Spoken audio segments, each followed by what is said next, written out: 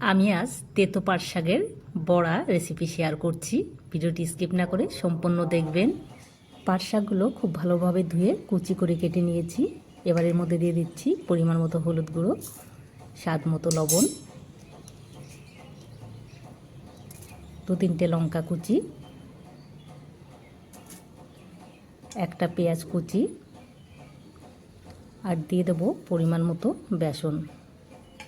বেসনের পরিবর্তে চালের গুঁড়ো ব্যবহার করতে পারেন। আমি সমস্ত কিছুকে খুব ভালোভাবে হাত দিয়ে মেখে নিয়েছি। এবার এক এক করে বড়াগুলো শেপ দিয়ে নেব। বড়াগুলো শেপ দিয়ে নিয়েছি। কড়াই গরম হয়ে গেছে। এবারে দিয়ে দিচ্ছি সর্ষের তেল।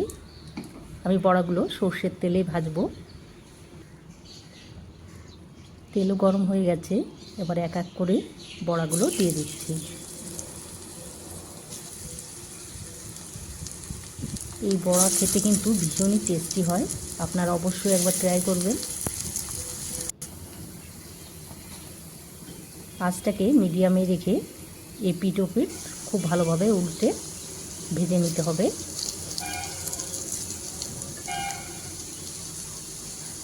মিষ্টি পাতা পাট শাক দিয়েও কিন্তু আপনারা এই রেসিপিটা করতে পারেন।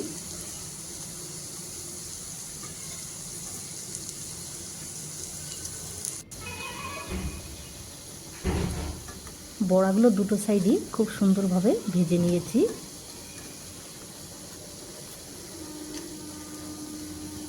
আপনারা কিন্তু ছাঁকা তেলেও রেসিপিটা করতে পারেন।